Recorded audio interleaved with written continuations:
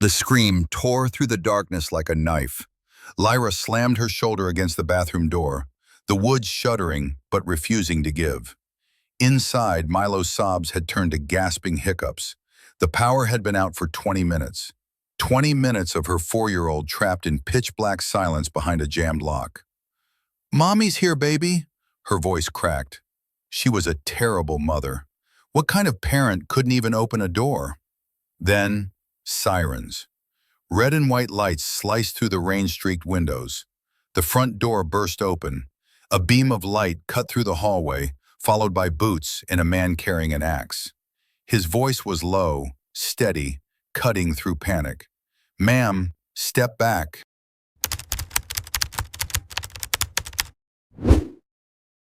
The axe came down in one clean stroke. The door frame splintered, and the lock gave way with a metallic snap. Lyra stumbled forward as the door swung open, her knees nearly buckling in relief. The beam of the flashlight found Milo first, curled in the corner of the bathtub, arms wrapped around his knees, face streaked with tears. His eyes were squeezed shut, his whole body trembling. "Hey, buddy." The firefighter's voice was impossibly gentle. He lowered himself to one knee, setting the axe down with care. "You're okay now. I've got you." Milo's eyes cracked open, squinting against the light. His bottom lip quivered. The man reached out slowly, letting Milo see his gloved hands, his reflective jacket, the helmet tucked under one arm. No sudden movements, like approaching a wounded animal. "My name's Silas. I'm a firefighter. That means I help people when they're stuck. And you, my friend, are very stuck." A hiccup, then a tiny watery laugh. Silas scooped him up in one smooth motion, rising to his feet. Milo clung to his neck immediately, burying his face in the rough fabric of his jacket. Lyra stood frozen in the doorway, her pulse still hammering, her throat tight with something that felt dangerously close to tears. Silas turned to her, and for the first time, their eyes met. His were gray, storm cloud gray, set in a face that was all sharp angles in shadow. A scar cut through his left eyebrow. Rain dripped from the brim of an invisible cap, and his jaw was set in that expressionless way people had when they'd seen too much. But when he looked at her, really looked, something in his gaze softened. "You're bleeding." Lyra glanced down. Her shoulder, the one she'd been throwing against the door, was scraped raw through her thin sleep shirt. She hadn't even felt it. "I'm fine."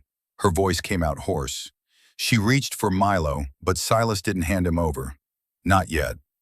Let me check him first." He carried Milo into the living room, where 2 other firefighters were sweeping the house with flashlights. One of them, a woman with a blonde ponytail, gave Lyra a reassuring nod. Silas set Milo down on the couch, crouching in front of him, his gloved hands moving gently over the boy's arms and legs. "Does anything hurt?" Milo shook his head, still sniffling. Silas pulled a small stuffed bear from one of his jacket pockets, worn and slightly singed at the edges, and pressed it into Milo's hands. "This is Smokey. He's my partner. He's going to stay with you while I fix the scary door, okay?" Milo clutched the bear like a lifeline and nodded. Only then did Silas stand and turn back to Lyra. His expression was unreadable again, but his voice stayed low and calm, professional. "The lock was installed backward. That's why it jammed. I'll make sure it doesn't happen again." Lyra felt her cheeks burn. Installed backward, of course, because she'd done it herself, 3 months ago, when the landlord had refused to come fix it. She'd watched a YouTube video and thought she'd gotten it right. "Thank you," she whispered. Silas nodded once, then turned back toward the hallway, his boots echoing against the hardwood. The blonde firefighter stayed behind, pulling out a first aid kit and gesturing for Lyra to sit. But Lyra's eyes followed him, the broad line of his shoulders, the way he moved with quiet efficiency, like he was used to broken things. She didn't know his last name, didn't know if he had a family, a dog, a favorite coffee shop. But for some reason, Watching him disappear into the dark hallway made her chest ache in a way she couldn't name. The rain had softened to a drizzle by the time the fire truck pulled away. The power was still out, but Silas had left them with flashlights and glow sticks that Milo now waved around like lightsabers. Lyra sat on the couch, staring at the splintered bathroom door frame. The lock hung loose like a broken tooth. Silas had removed it entirely, leaving the door propped with a wooden wedge. "You shouldn't use that room until someone replaces the frame," Jenna had said before leaving. "And get an electrician. You're lucky it was just the lock." Lucky. Right. Lyra pressed her palms against her eyes, tired of being the one who had to fix everything. Tired of being alone in a house falling apart around her. "Mommy, look!" Milo zoomed past, waving the green glow stick. "I'm a Jedi." She forced a smile. "Very cool, baby." He crashed beside her, clutching the stuffed bear Silas had given him. "Do you think the firefighter man will come back?" Lyra's throat tightened. "I don't know, sweetheart. I hope he does. He was nice." She ruffled his hair.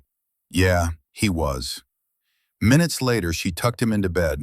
He was asleep before she finished pulling the covers up. She stood watching the rise and fall of his chest. This was her life now. Her and Milo. No backup. Just her, doing her best not to screw it all up. The house felt too quiet. She opened her laptop to work on the park design due in 2 days, but her hands shook too badly. The smell of smoke still clung to the air. Wood smoke. Like a campfire. It reminded her of Silas. Those storm-gray eyes, the careful way he'd moved, like he understood what it meant to be fragile. "Stop it," she told herself. He was just doing his job. But when she finally went to bed, she dreamed of strong hands and quiet voices. Morning came too early. Lyra woke to Milo singing off-key in the kitchen and realized she had 45 minutes to get him to preschool and herself to a client meeting. She caught sight of herself in the bathroom mirror. Dark circles, messy hair, peeling bandage. She looked like someone who'd been through a war. Fitting. She'd stopped caring about eyeliner somewhere around the 3rd month of single parenthood. Now her standards were simpler, clean enough, functional, not actively falling apart. Milo sat in the kitchen, eating dry cereal with Smokey propped beside him. "Morning, baby. Sleep okay?" He nodded, grinning. "I dreamed I was a firefighter and saved a cat from a tree." She poured coffee, but her eyes drifted to the hallway. The broken door frame stared back like an accusation. She'd have to call someone. A handyman. Money she didn't have, time she couldn't spare, explanations to strangers about how she'd screwed up something so simple. Her phone buzzed. Her client. Running 15 minutes late. Relief. She could work with that. The drive to preschool was short. Milo chattered about firefighters and lightsabers. Lyra nodded in the right places, but her mind was elsewhere. She kept thinking about Silas. The way he'd knelt in front of Milo, voice steady and sure. The scar through his eyebrow, the quiet competence in every movement. It was stupid, dangerous.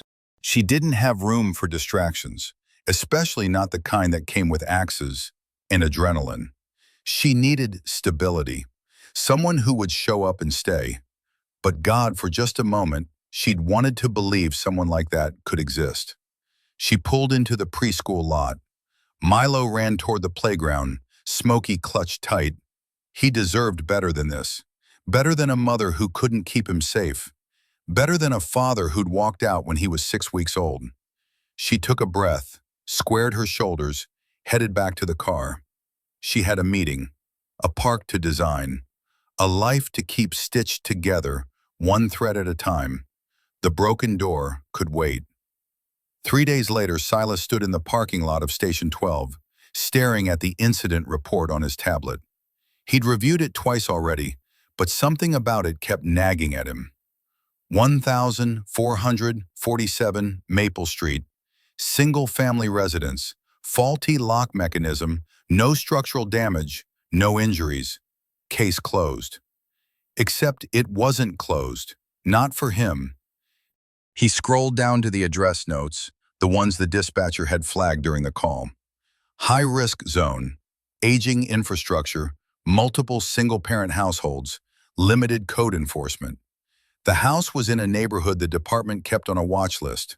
Old wiring, outdated plumbing, the kind of place where small problems turned into big ones fast. And that lock, installed backward. He could still see the way Lyra had flinched when he'd pointed it out, the shame flashing across her face. She'd done it herself. Probably watched a tutorial online, trying to save money, trying to be self-sufficient. And she'd gotten it wrong, which meant there were probably other things wrong too. Silas closed the tablet and leaned back against the truck, arms crossed. It wasn't his problem. The call was over. She was fine. The kid was fine. He had no reason to go back there. Except he couldn't stop thinking about the way Milo had clung to him, trembling and small, or the way Lyra had looked standing in that dark hallway, her shoulder bleeding, her whole body vibrating with exhaustion and barely contained fear. She was alone, completely alone, and that house was a disaster waiting to happen. "Hey, Cap," one of the probies, Miller, fresh out of the academy, jogged over, grinning. "We doing the safety outreach thing this week?" Silas frowned. "What safety outreach?" "You know, the one Chief mentioned last month. Going door to door in high-risk zones, checking smoke detectors, offering free inspections, community relations stuff." Silas stared at him. He'd completely forgotten about that. The chief had been pushing for more proactive engagement, especially in neighborhoods like Maple Street. It was voluntary, off-duty, the kind of thing most guys blew off. But it was also the perfect excuse. "Yeah," Silas said slowly. "We're doing it. I'll take the first round." Miller's grin widened. "You? Since when do you volunteer for community outreach?" "Since never." Silas didn't do schmoozing or small talk. He did his job, went home, and tried not to think about all the things he couldn't fix. But this was different. "Since now," he said, walking past Miller toward the locker room. "I'll start tomorrow, Maple Street." The next afternoon, Silas pulled his truck up to 1447 Maple Street and cut the engine. He was in civilian clothes, jeans, a gray Henley, work boots, with a department-issued toolkit in the back. The house looked the same as it had 3 nights ago. Small, old, with peeling paint and a garden that had clearly been neglected for months. The broken door frame was still visible through the front window. He grabbed the toolkit and walked up the porch steps, his pulse doing something strange and unsteady. This was routine, a safety check, nothing more. He knocked. Footsteps. Then the door swung open and there she was, Lyra. She was wearing paint-stained jeans and an oversized flannel shirt, her dark hair pulled back in a messy bun. There was a smudge of dirt on her cheek, and her eyes, wide and brown and startled, locked onto his. For a second, neither of them spoke. "Hi," Silas said finally, his voice coming out rougher than he intended. "I'm here to check your smoke detectors." Lyra blinked. "My... what?" "Smoke detectors. The department's doing a safety outreach program in the area. Free inspections, battery replacements, general safety checks." He held up the toolkit like evidence. "It'll only take a few minutes."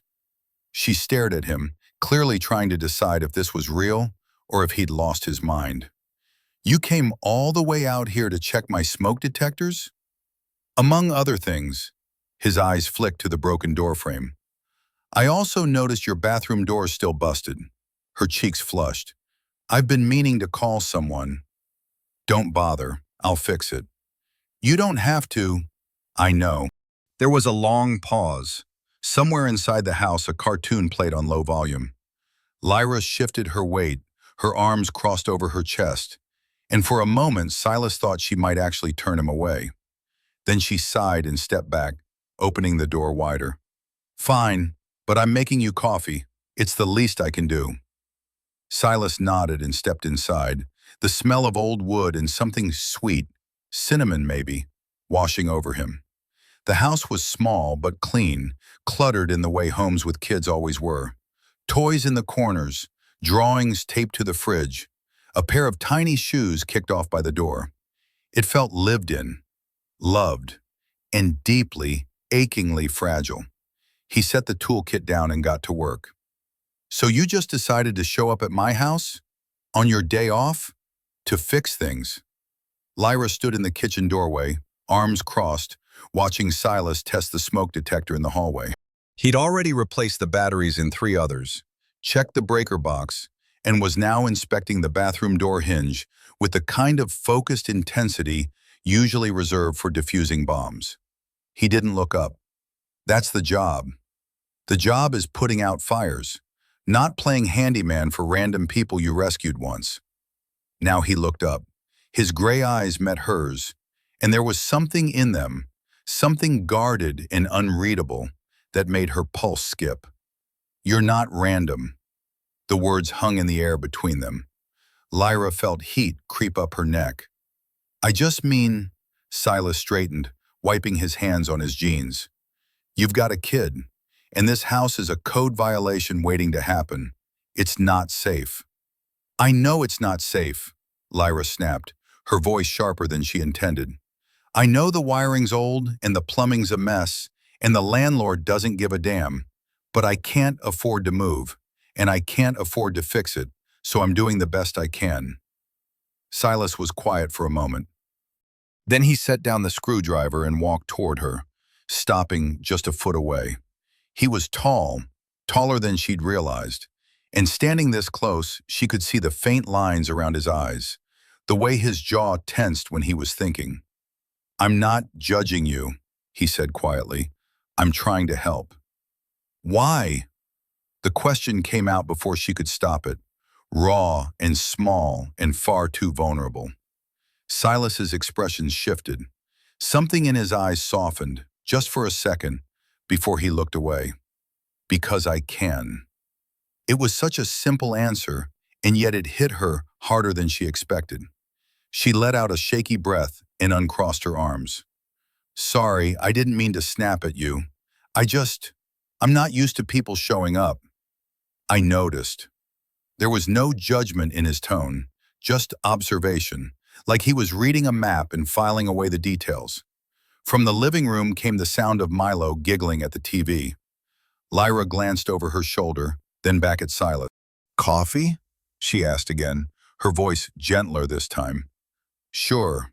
She led him into the kitchen, a cramped space with chipped countertops and a window overlooking the overgrown backyard.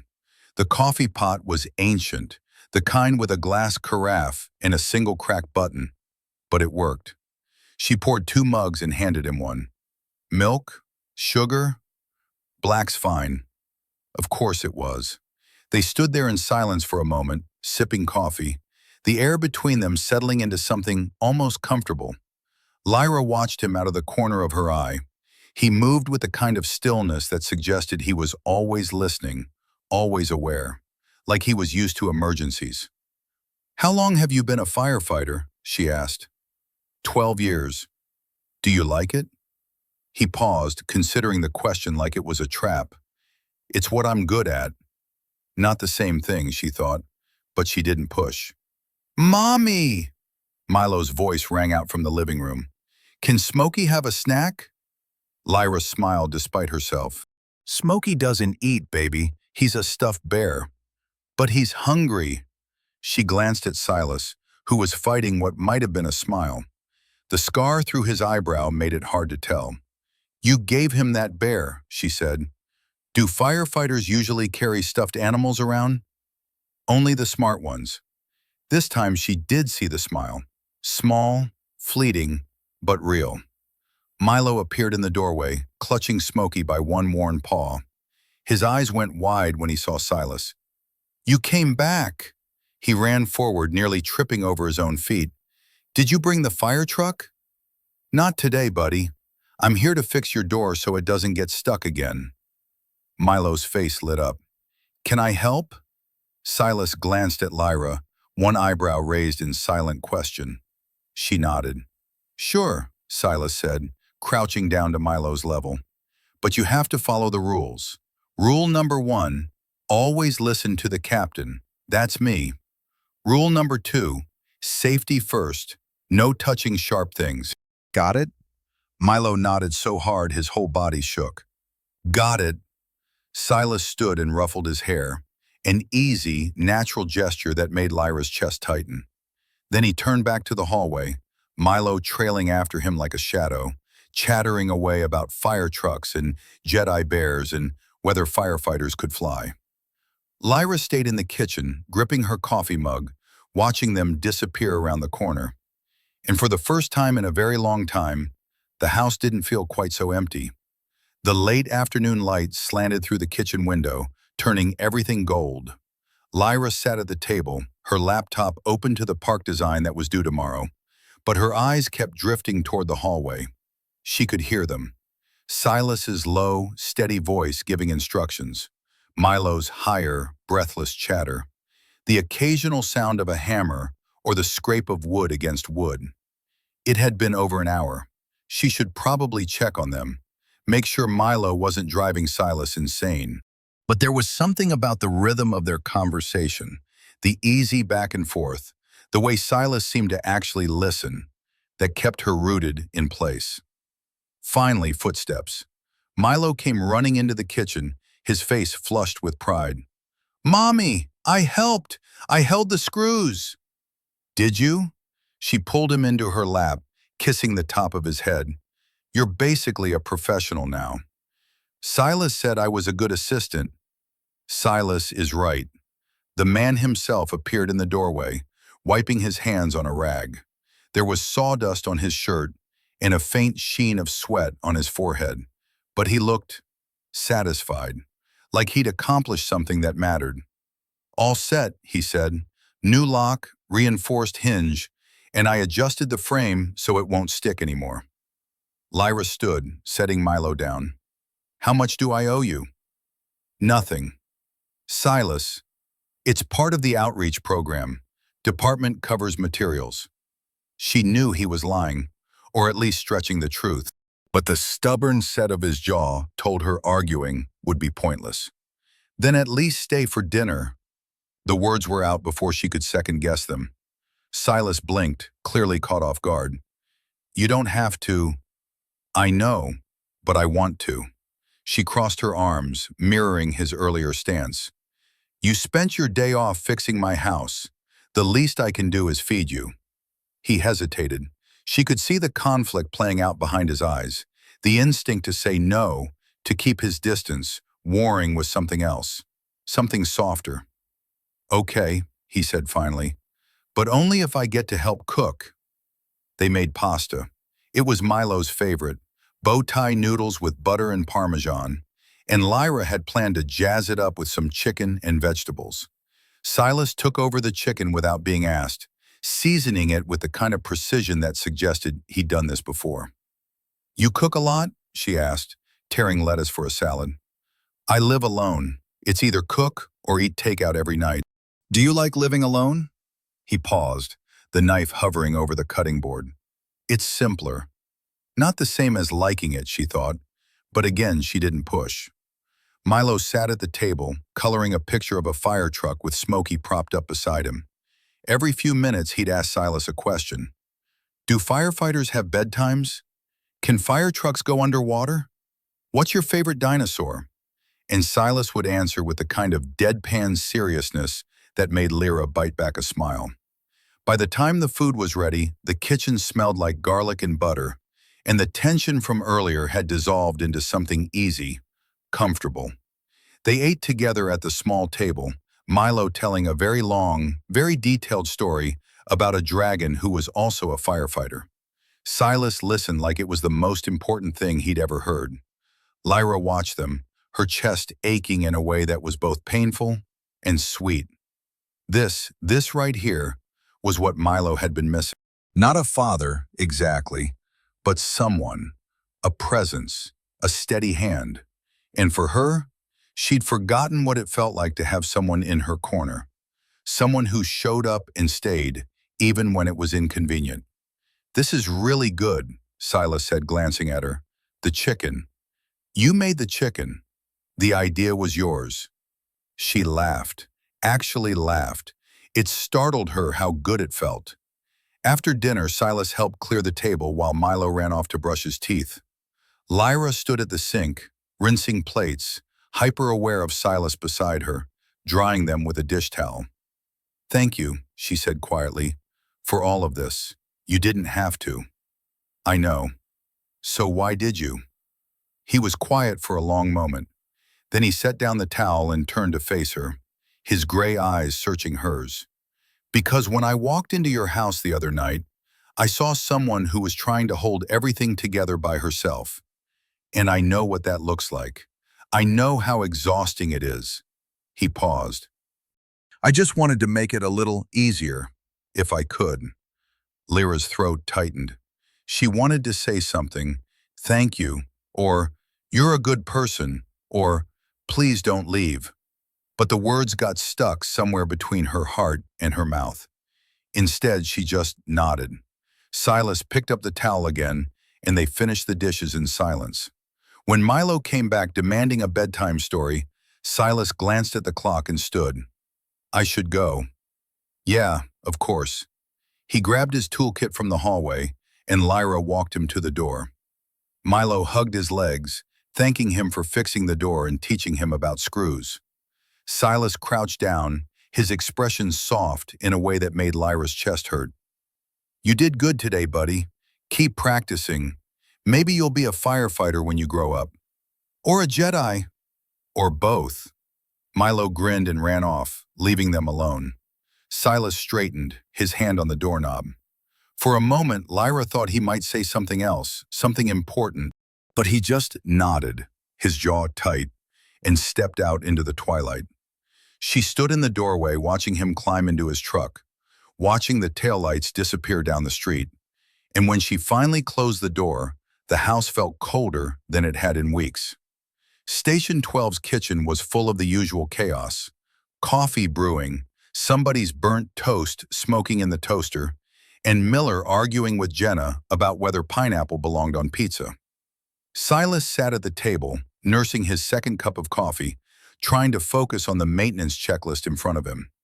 But his mind kept wandering back to Maple Street, to the way Milo had looked up at him with those wide, trusting eyes, to the way Lyra had laughed in her kitchen, her whole face lighting up.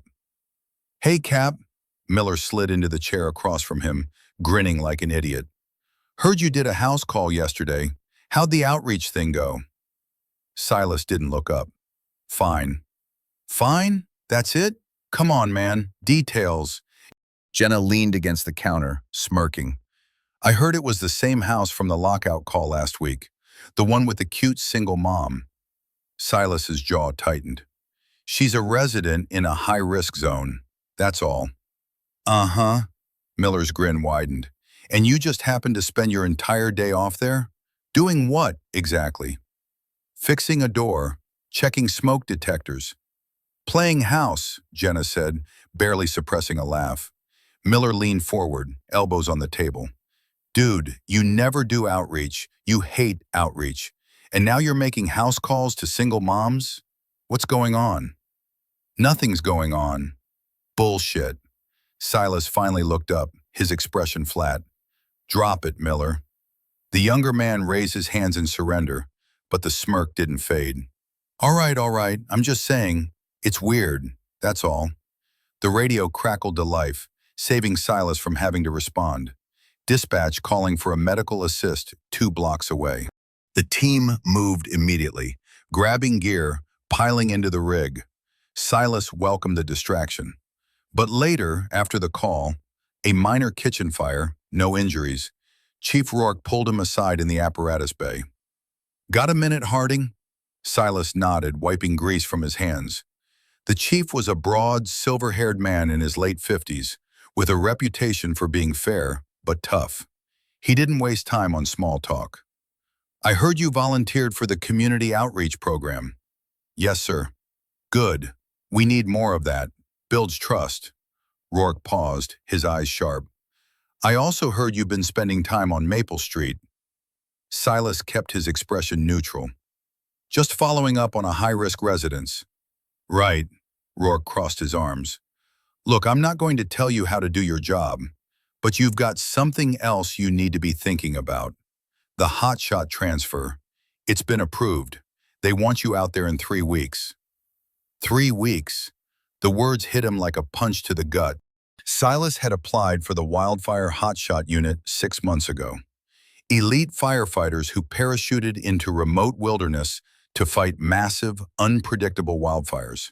It was dangerous, brutal, the kind of job that chewed people up and spit them out. It was also exactly what he deserved. I know, Silas said quietly. Do you? Rourke studied him. Because from where I'm standing, you're starting to put down roots, and roots don't mix well with that kind of work. Silas said nothing. Rourke sighed. Look, kid, I get it. You want to prove something. You want to make up for what happened in Portland. But running into the worst fires in the country isn't going to change the past. I'm not running. Then what are you doing? Silas's hands curled into fists. I'm doing what I'm good at. Rourke was quiet for a long moment. Then he clapped a hand on Silas's shoulder, his grip firm. 3 weeks, Harding. After that, you're gone. So whatever you're starting on Maple Street, you better end it clean. He walked away, leaving Silas standing alone in the dim garage. 3 weeks. He thought about Lyra's smile, about Milo's laughter, about the way that small, cluttered house had felt like something he'd been searching for without even knowing it. And then he thought about the fire in Portland, about the woman he hadn't been able to save, about the sound of the roof collapsing and the silence that came after. He couldn't do this, couldn't let himself want something he didn't deserve. But God, he wanted it anyway. The rain came back that night, drumming against the windows in a steady, hypnotic rhythm. Lyra stood in her kitchen, staring at the doorway where Silas had stood just hours before. She could still smell the faint trace of wood smoke, still hear the low rumble of his voice as he talked to Milo. She picked up her phone, scrolled to her sister's number, then set it down again. What would she even say? I think I'm falling for the firefighter who rescued my kid. He fixed my door and made dinner, and now I can't stop thinking about him. I'm terrified because I don't do this anymore.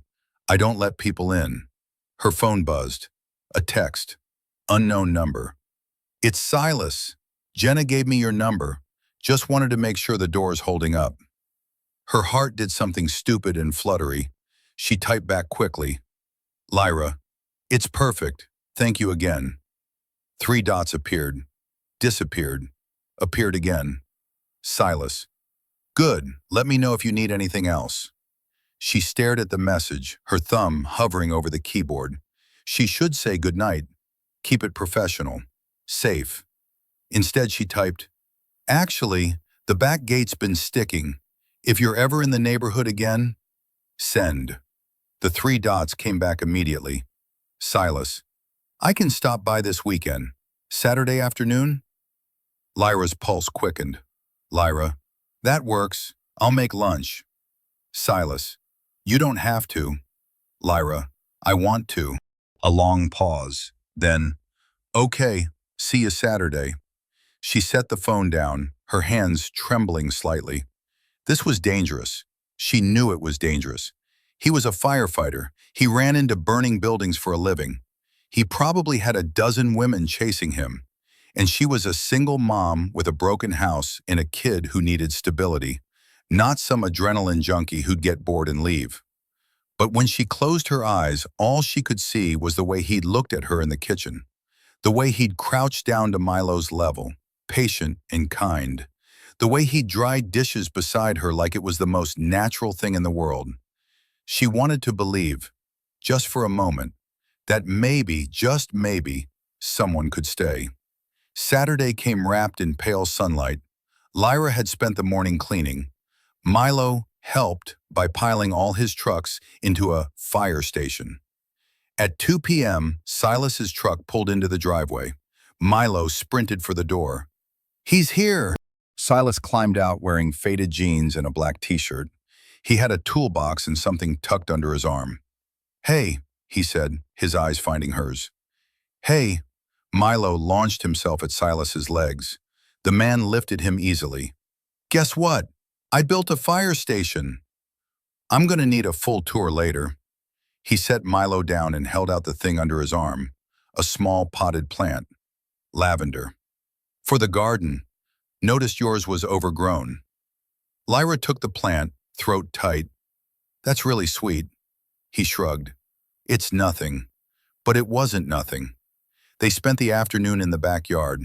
Silas fixed the gate, helped pull weeds while Milo supervised with Smokey. The sun was warm, and for the first time in months, Lyra felt peace. At one point, Silas glanced over, dirt on his forearm, and smiled. Small, brief, but it lit up his entire face. Lyra smiled back, chest aching. They ate lunch on the back porch. Milo told another dragon story. Silas leaned back, completely at ease. This is nice, he said quietly. Yeah, it is. Their eyes met. Then Silas's expression shifted. The smile faded. Lyra, there's something I need to tell you. Her stomach dropped. Okay. I'm leaving.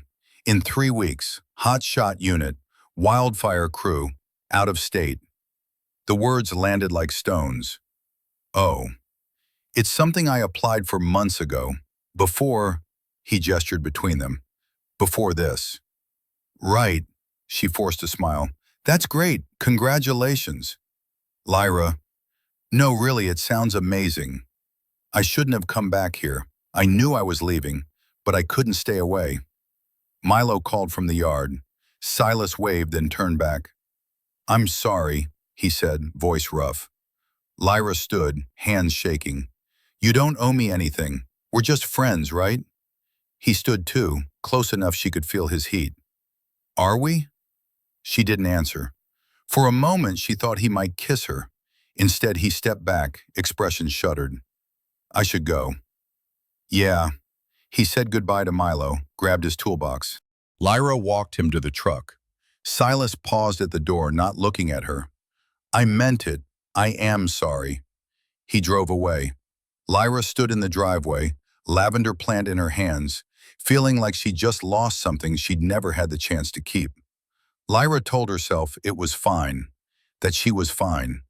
3 days had passed since Silas left, and she hadn't heard from him. No texts, no calls, no unexpected visits with tools and lavender plants. Just silence, heavy and absolute, like the space he'd occupied had been carefully erased. She threw herself into work. The park design was finished and submitted. Now she had a new project, a rooftop garden for a downtown office building. She sketched plans at the kitchen table while Milo colored beside her, both of them pretending the house didn't feel emptier than it should. The lavender sat on the windowsill, thriving in the afternoon light. She watered it every morning, hating herself a little more each time. Is Silas coming back? Milo asked one night at dinner, Smokey propped against his juice cup. Lyra's chest tightened. I don't think so, baby. Why not? Because he's leaving. Because I let myself want something I knew I couldn't have. Because I'm an idiot. He's really busy with work, she said instead. Milo frowned, pushing pasta around his plate. But he said we were friends. We are. Friends just. Sometimes friends get busy. It sounded weak even to her own ears. Milo didn't push, but the disappointment on his face was worse than any argument. That night, after Milo was asleep, Lyra sat on the back porch with a glass of wine she didn't really want. The gate Silas had fixed swung gently in the breeze, perfectly balanced. The garden beds were weeded, the lavender glowing pale purple in the dusk. Evidence. That's what it all was. Evidence that he'd been here, that those afternoons had been real, that for a brief, stupid moment, she'd believed in something. Her phone sat beside her, dark and silent. She could text him, ask how he was, pretend everything was normal. But what would be the point? In 2 weeks, he'd be gone, off to fight wildfires in some distant state, risking his life for strangers while she stayed here, trying to keep her own small world from burning down. She took a sip of wine. It tasted like regret. The town's fall festival was unavoidable. It took over Main Street every October. Pumpkins, hay rides, a petting zoo that smelled exactly how you'd expect. Milo had been talking about it for weeks, circling the date on the calendar, asking every morning if today was festival day. Lyra couldn't say no, not when his face lit up like that. So Saturday afternoon, they walked downtown, Milo clutching her hand and bouncing with barely contained excitement. The street was packed, families, couples, groups of teenagers taking selfies by the oversized scarecrow. Booths lined both sides selling cider, caramel apples, hand-knitted scarves. And there, right in the center of the square, was the fire department's booth. Of course. A gleaming red engine sat parked behind a table covered in safety pamphlets and smoke detector batteries. Kids swarmed around it, climbing on the bumper, trying on helmets 3 sizes too big. And standing beside it, laughing at something Jenna said, was Silas. Lyra's steps faltered.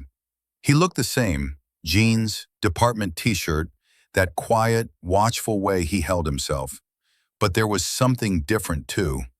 A tension in his shoulders, shadows under his eyes. Before she could redirect Milo, he saw the truck. "Fire truck!" He took off running. "Milo, wait!" But he was already there, weaving through the crowd. Lyra followed, heart pounding, praying Silas wouldn't notice them. No such luck. His eyes found hers across the crowd. For a second, neither of them moved. Then Milo was tugging on his pant leg, grinning up at him. "Silas, you're here. Can I sit in the truck?" Silas crouched down, his expression softening in that way it only did around Milo. "Hey, buddy, yeah, let's get you up there." He lifted Milo onto the truck's running board, pointing out the controls, explaining what each button did. Milo listened with rapt attention, asking a million questions, completely oblivious to the awkward silence stretching between the adults. Lyra stood off to the side, arms crossed, trying to look anywhere but at Silas. Jenna caught her eye and smiled sympathetically. "Didn't know you were coming," Jenna said, walking over. "Milo's been excited about it for weeks." "Well, he's got good taste. Fire trucks are cool." She glanced back at Silas, then lowered her voice. "He's been weird all week, by the way. Grumpy, more than usual." Lyra didn't know what to say to that. After a few minutes, Silas helped Milo down. The boy ran to Lyra, bursting with information about horsepower and water pressure. Silas straightened, wiping his hands on his jeans, and finally looked at her. Hey. God, this was excruciating. "How have you been?" he asked. "Fine, busy. You?" "Same." Silence. Milo tugged on her hand, already eyeing the petting zoo. "We should," Lyra gestured vaguely. "Yeah, of course." But neither of them moved. "Lyra," Silas started, then stopped. His jaw worked like he was chewing on words he couldn't quite spit out. A shout cut through the moment. "Hey, Cap, need you over here." One of the probies was waving frantically from the far side of the truck. Silas glanced back, frustration flashing across his face. "Go," Lyra said quietly. "We're fine." He hesitated, then nodded. "It was good to see you." "You too." She turned and walked away before he could say anything else, Milo chattering beside her about trucks and helmets and whether firefighters had superpowers. Lyra's throat burned. She blinked hard, focusing on the booths ahead, on putting one foot in front of the other. She didn't look back, but she felt Silas watching her all the way down the street. The petting zoo was a welcome distraction. Milo fed goats and petted a very patient rabbit, while Lyra tried to shake off the hollow ache in her chest. They were browsing the craft booths. Milo wanted to buy a wooden train for Smokey, when the noise started. A metallic groan, then shouting. Lyra turned. Across the square near the main stage, scaffolding was tilting. The whole structure swayed, people scrambling away from underneath. A festival worker clung to the top rung, frozen. Chaos erupted. Parents grabbed children. Vendors abandoned their booths, and Silas was running. Lyra saw him vault over the barrier separating the fire booth from the crowd, Jenna and Miller right behind him. They reached the scaffolding in seconds. Silas was already climbing, moving with terrifying speed and precision. "Milo, stay with me." Lyra pulled him close, her pulse hammering.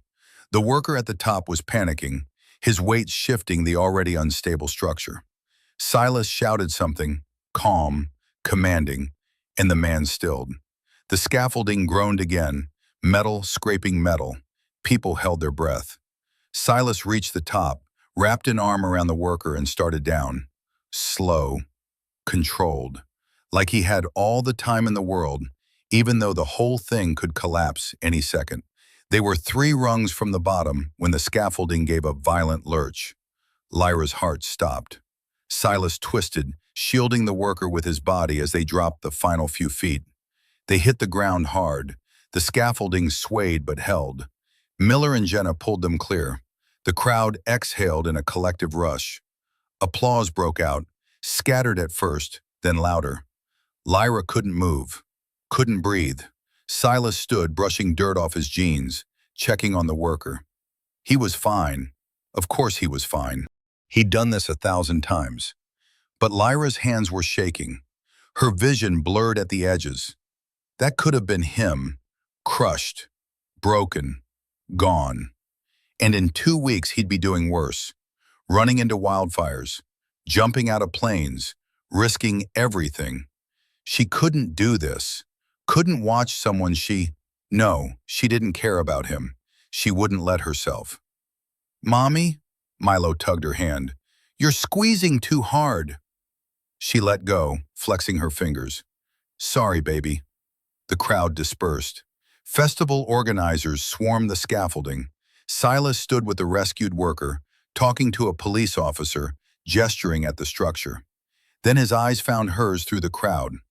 Even from a distance, she saw the question in his gaze, the concern. She turned away, heart pounding, and guided Milo toward the exit. "But we didn't get the train." "We'll come back another day." She needed to leave, needed air, needed to put distance between herself and the suffocating realization that she was in far deeper than she'd ever intended. They were almost to the parking lot when she heard footsteps behind her. "Lyra, wait." She stopped, closed her eyes, turned. Silas stood a few feet away, breathing hard like he'd run to catch her. His t-shirt was torn at the shoulder, and there was a smudge of grease across his jaw. "Are you okay?" he asked. "I'm fine." "You don't look fine." "Well, I am. You saved the day, again. Congratulations." The words came out sharper than she intended. Silas frowned. "What's going on?" "Nothing, She glanced at Milo, who was watching them with wide, curious eyes. "Milo, go pick out a pumpkin from that stand over there, okay? I'll be right there." He hesitated, then ran off. Lyra turned back to Silas, crossing her arms. "You can't keep doing this." "Doing what?" "Showing up, being you. Do you have any idea how hard this is?" His expression softened. "Lyra, no. You don't get to look at me like that. You're leaving. You made that clear. So stop acting like we're friends or whatever this is, because I can't." Her voice cracked. She swallowed hard. "I can't keep pretending this doesn't hurt."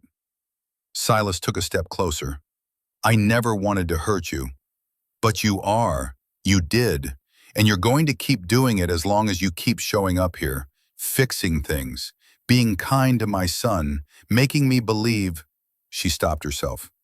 "Believe what?" She shook her head, blinking back tears she refused to let fall. "It doesn't matter, just let us go, Silas, please." For a long moment, he just stared at her. Then he nodded, his jaw tight. "Okay, if that's what you want." "It is." He took a step back, then another, and Lyra watched him walk away, every instinct screaming at her to call him back. But she didn't, because letting him go now was easier than losing him later. Lyra thought that would be the end of it, but 2 days later, Her phone buzzed at 11 p.m. She was in bed, staring at the ceiling, trying not to think about storm gray eyes and careful hands. Unknown number. I know you said to let you go, but I need you to understand why I'm leaving. Can we talk? Her heart lurched. She should delete it, block the number, protect herself. Instead, she typed, "When?" The response came immediately. "Tomorrow, after Milo's in bed. I'll come to you." He showed up at 8:30, freshly showered, wearing civilian clothes that somehow made him look more vulnerable than the uniform ever did. Lyra let him in, wordless, and they sat on the back porch with mugs of coffee neither of them drank. For a long time, Silas just stared at the dark garden. "There was a fire," he said finally, 4 years ago, in Portland. I was part of a crew doing a sweep of an apartment building. Third floor, heavy smoke. We were pulling people out, and I heard someone calling for help from the back unit." Lyra's chest tightened.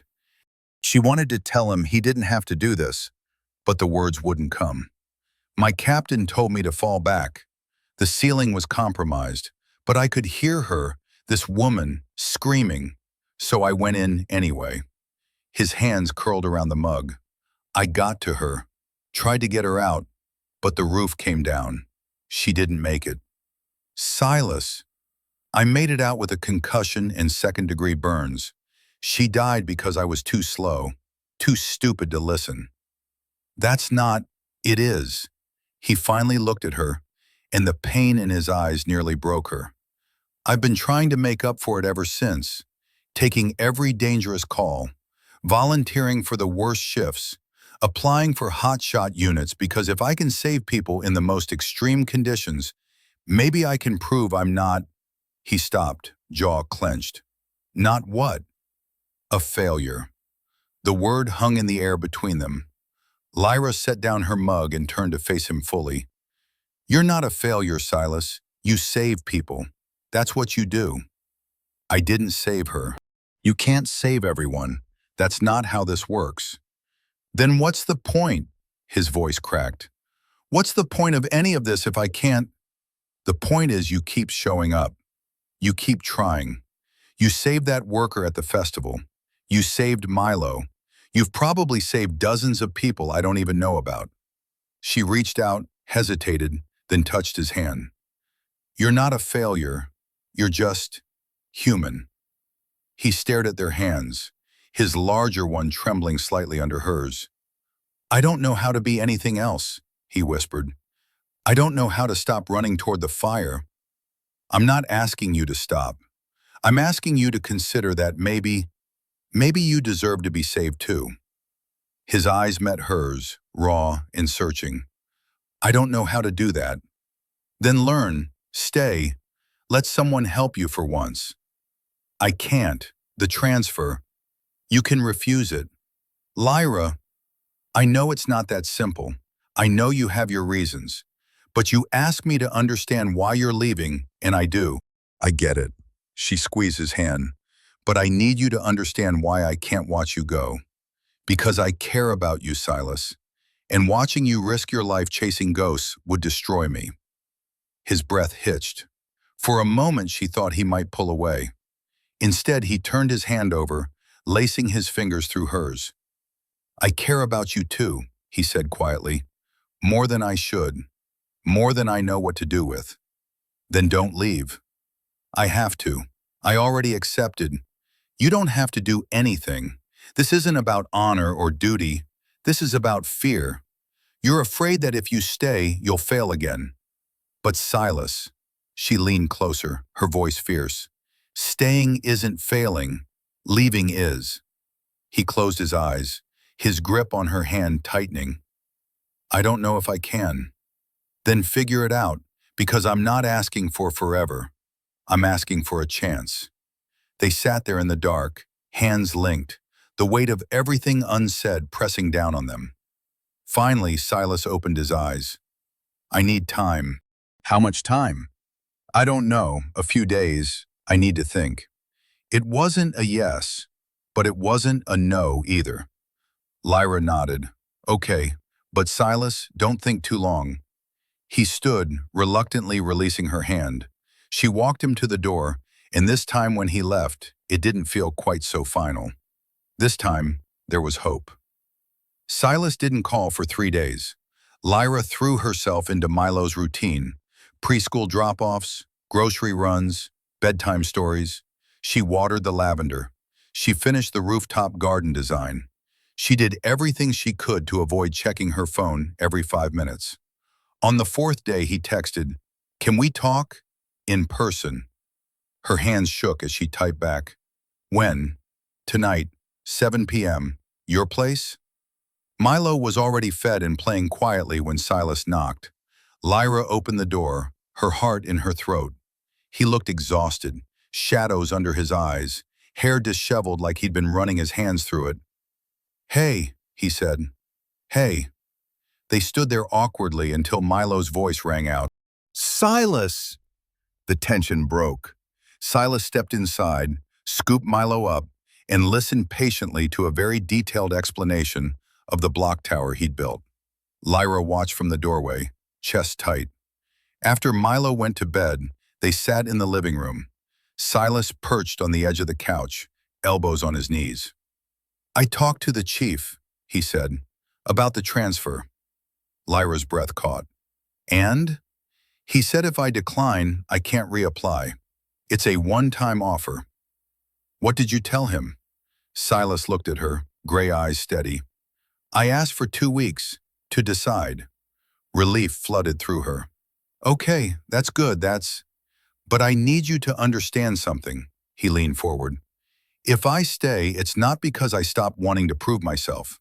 It's not because I'm suddenly okay with who I am. I'm still going to struggle with this, with guilt, with the need to be useful. I know. And I'm still a firefighter. I'm still going to run into burning buildings. That's not going to change." "I'm not asking you to change. I'm asking you to stay." He held her gaze. "What if I can't be what you need? What if you already are?" For a moment, neither of them spoke. Then Silas exhaled, some of the tension leaving his shoulders. "I want to try," he said quietly. "I don't know if I'm ready. I don't know if I deserve this, but I want to try." Lyra's eyes stung. "Then try. We'll figure out the rest." "Okay." He nodded, more to himself than to her. "Okay, here's what I'm thinking. For the next 2 weeks, we spend time together. You, me, Milo. We see what this could be. If it works, if I can make this work, I decline the transfer. And if it doesn't," his jaw tightened, "then I leave, and we end this clean."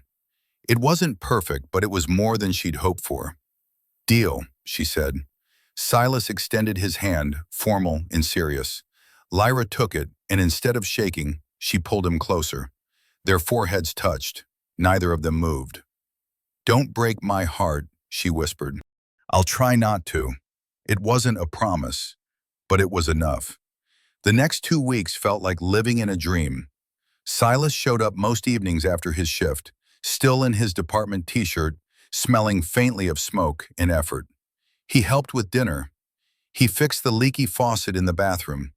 He taught Milo how to tie his shoes using the bunny ears method, patient through 17 failed attempts.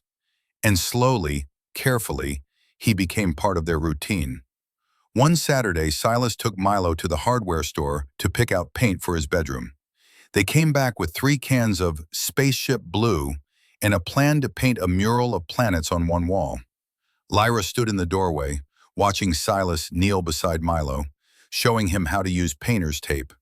Her son's face was scrunched in concentration, his small hands mimicking Silas's movements.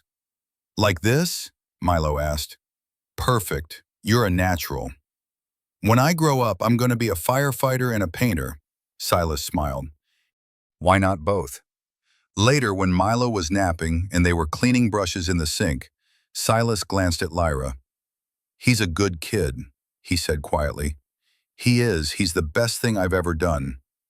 "You're doing it alone. That can't be easy." Lyra shrugged. "You do what you have to." "His dad," Silas hesitated. "Do you mind if I ask?" He left when Milo was 6 weeks old. Said he wasn't ready to be a father. I haven't heard from him since. Silas's expression darkened.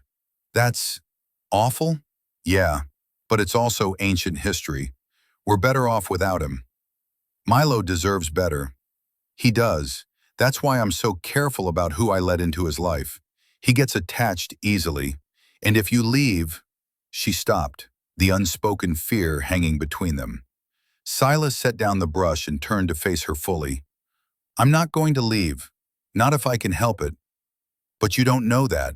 Not yet. No, but I'm trying, Lyra. I swear I'm trying. She believed him. That was the terrifying part. That night after Silas left and Milo was tucked into his freshly painted room, Lyra sat on the porch and let herself imagine it. A future where Silas stayed, where Milo had someone steady and kind to look up to, where she wasn't alone anymore. It felt dangerous, fragile, like holding something precious and breakable. But God, it also felt possible. The rain started just after midnight. Lyra sat on the porch wrapped in a blanket, watching water drip from the eaves. She couldn't sleep. Her mind kept circling back to Silas, to the transfer deadline creeping closer, to the questions she was too afraid to ask. The sound of an engine made her look up. Silas's truck pulled into the driveway.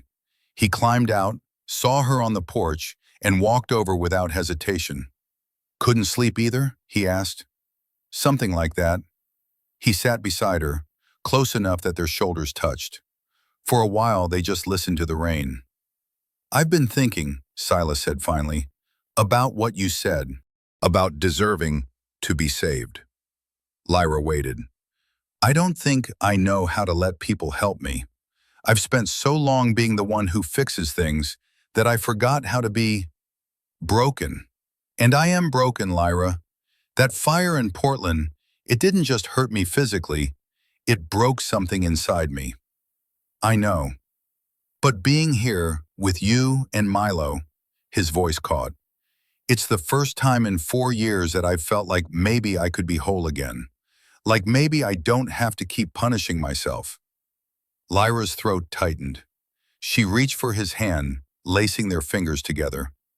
You don't, she said firmly. You don't have to carry this alone. And you don't have to prove anything to anyone. Not to your chief. Not to the memory of that woman. Not even to yourself. Then what do I do? You let yourself be happy. You let yourself have this. She gestured at the house, the garden, the quiet night. You let yourself believe you deserve it. Silas was quiet for a long moment. Then he turned to her, his gray eyes searching hers in the dim light. What if I mess this up? Then we'll fix it, together. What if I can't stop being afraid? Then I'll be afraid with you. His hand tightened around hers. I don't know what I did to deserve you. You showed up. You kept showing up, even when I pushed you away. That's all anyone really needs to do. The rain picked up, drumming harder against the roof. Silas shifted closer, and Lyra leaned into him, resting her head on his shoulder. I'm going to decline the transfer, he said quietly. Lyra's breath caught. Are you sure? No, but I'm going to do it anyway. Because this, he gestured at the space between them, this is worth more than any fire I could fight. Tears pricked at Lyra's eyes. Silas, I'm terrified, he admitted. Terrified I'll screw this up. Terrified I'll let you down. But I'm more terrified of losing you. She pulled back just enough to look at him. You won't lose me. Not unless you walk away. Then I'm staying. The words hung in the rain-soaked air. Final. Certain. Lyra cupped his face, her thumb brushing over the scar through his eyebrow. Thank you. And then she kissed him. The kiss started gentle, a tentative press of lips, testing, asking permission. Then Silas's hand slid into her hair, and everything changed. 4 years of loneliness crashed into weeks of restraint. Lyra pulled him closer, her fingers fisting in his shirt. He responded with a low sound in his throat, deepening the kiss, angling her head to fit them together perfectly. The blanket fell. The rain soaked them. Neither noticed. Silas's hands were everywhere, her waist, her back, threading through her hair, like he was trying to memorize her by touch. Lyra arched into him, years of being strong and self-sufficient, dissolving under the weight of being wanted. They broke apart, breathing hard. Silas's forehead rested against hers, his eyes dark and intense. "Lyra, don't," she whispered. "Don't think, just—" She kissed him again, and this time there was no hesitation. He lifted her easily, and she wrapped her legs around his waist as he carried her inside, kicking the door shut behind them. They barely made it to the couch. Somewhere in the back of her mind, Lyra knew this was reckless, knew they should slow down, talk more, figure things out. But Silas's mouth was on her neck, his hands skating under her shirt, and rational thought scattered like smoke. "Are you sure?" he rasped against her skin. "Yes, God, yes." His eyes found hers, storm gray and full of something that looked like wonder. "I don't deserve you. Shut up and kiss me." So he did. Later, much later, they lay tangled together on the couch, a throw blanket barely covering them. Silas's arm was around her shoulders, her head on his chest, listening to the steady thrum of his heartbeat. "That was," Silas started. "Yeah, I didn't plan—" "Me neither. But I'm not sorry." Lyra smiled against his skin. "Me neither." His fingers traced lazy patterns on her shoulder. Outside, the rain had softened to a gentle patter. The house was warm and quiet, insulated from the rest of the world. "I should probably go," Silas said, though he made no move to leave. "Probably. Milo might wake up." "He won't. He sleeps like the dead." Silas chuckled, the sound rumbling through his chest. "Still, I don't want to confuse him." Lyra propped herself up on one elbow, looking down at him. His hair was mussed, his lips slightly swollen, and there was a softness in his expression she'd never seen before. "For the record," she said, "I'm not confused. Are you?" "No, this is the clearest thing I've felt in years." "Good."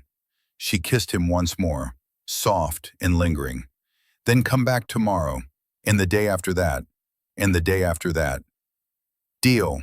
He left an hour later, and Lyra stood at the door watching his taillights disappear, her body still humming, her heart fuller than it had been in years. This was real. This was happening, and for the first time she let herself believe it might actually last. Lyra was halfway through her morning coffee when the knock came. She wasn't expecting anyone. Silas was on shift. Milo was at the table, eating cereal and telling Smokey a story about space pirates. She opened the door and froze. Brandon, Milo's father, standing on her porch in an expensive suit, looking exactly like he had 5 years ago when he'd walked out. Polished, confident, and utterly out of place. "Lyra, you look good." She couldn't speak, couldn't process. Her brain stuttered over the impossibility of him being here, now, after years of silence. "Can I come in?" he asked, like this was normal, like he hadn't abandoned them. "No, I just want to talk." "About what, Brandon? You lost the right to talk to me when you left." His jaw tightened. "I know I messed up, but I'm here now. I want to make it right." "Make it right?" Her voice rose. "You don't get to make it right. You don't get to show up after 5 years and—" "Mommy?" Milo's voice small and curious. Lyra's stomach dropped. She turned. Milo stood in the hallway, clutching Smokey, staring at the stranger in the doorway. Brandon's expression shifted, something that might have been regret or calculation, or both. "Hey, buddy, I'm—" "Don't." Lyra stepped between them, blocking Brandon's view. "Milo, go to your room. Now." "But—" "Now." Milo's lip trembled, but he obeyed, disappearing down the hall. Lyra waited until she heard his door close before turning back to Brandon. "What do you want?" I want to see my son. Your son? You gave up that right when you walked out. I made a mistake. I was young, scared. So was I, and I stayed. Brandon ran a hand through his perfectly styled hair. Look, I'm not here to fight. I've been sober for 2 years. I have a good job, a stable life. I want to be part of Milo's life. No. Lyra, you don't get to do this. You don't get to waltz back in and play dad when it's convenient for you. His expression hardened. I've talked to a lawyer. I have rights. The words hit her like ice water. What? I'm filing for partial custody. I wanted to tell you in person, give you a chance to work with me. But if you're going to be difficult... Difficult? Her voice shook with rage. You abandoned us. You have no right to him. A court might disagree. Get out. Lyra, get out. For a moment, he just stared at her. Then he reached into his pocket and pulled out a business card, setting it on the porch railing. My lawyer's information. She'll be in touch. For what it's worth, I really am sorry. He walked away. Lyra stood frozen, watching him get into a sleek black car and drive off. Then she sank onto the porch steps, her whole body shaking. This wasn't happening. It couldn't be happening. But the business card was still there, stark white against the weathered wood. Proof that her worst nightmare had just walked back into her life. When Silas showed up that evening, he found her on the couch, staring at nothing. Milo was in his room, unusually quiet. Lyra, what's wrong? She looked up and he saw the fear in her eyes. He came back. Milo's father. He wants custody. Silas went very still. What? He showed up this morning, said he's been sober, has a good job, wants to be a dad, and if I don't cooperate, he's taking me to court. That's... Silas's hands curled into fists. He can't just... He has rights, legally. Even if he abandoned us, even if Milo doesn't know him, he's still Milo's biological father. Silas sat beside her, jaw tight. What can I do? I don't know. I need a lawyer. I need to prove he's unfit. I need... Her voice cracked. I need this to not be happening. He pulled her against him, and she broke. All the fear and rage and helplessness poured out in harsh, ugly sobs. Silas held her through it, one hand in her hair, the other rubbing slow circles on her back. We'll fight this, he said quietly. Whatever it takes. I'm not letting him take Milo. You can't promise that. I know, but I can promise I'll be here. Every step. You're not alone in this. Lyra clung to him, desperate for something solid in a world that had just tilted sideways. What if he wins? He won't. But what if... Silas pulled back, cupping her face so she had to look at him. Then we'll deal with it, together. But Lyra, listen to me. You are an incredible mother. Milo is happy, healthy, loved. No court is going to take that away from you. She wanted to believe him. God, she wanted to. But fear had its hooks in deep. And somewhere in the back of her mind, a terrible thought took root. What if this was too much? What if Silas decided he didn't want to deal with custody battles and legal nightmares? What if he left too? She didn't say it out loud, but the fear sat heavy in her chest, a countdown to the next disaster.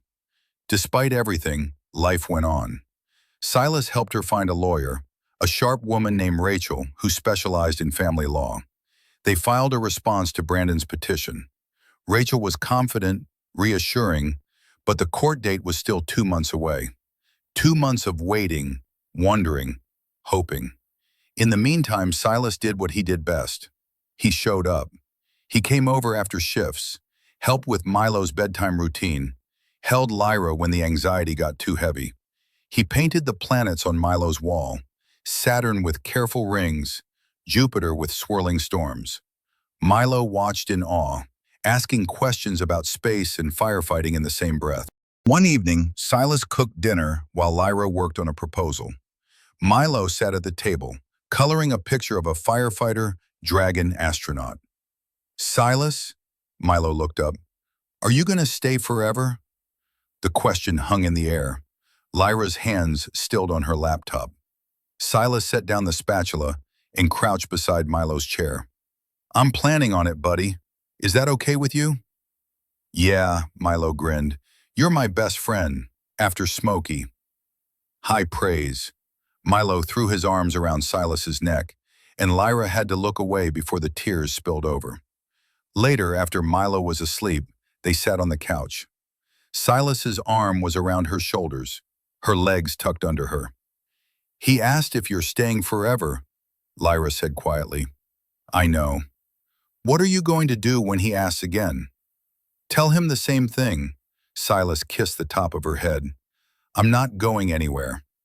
Even with all this Brandon stuff? Especially with that. You think I'm going to bail because things got complicated? Lyra, I run into burning buildings for a living. This is nothing. She laughed despite herself. It's not nothing.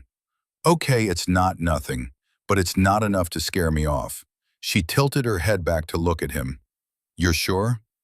I declined the transfer yesterday. Officially. Called the chief, told him I'm staying put. Her breath caught.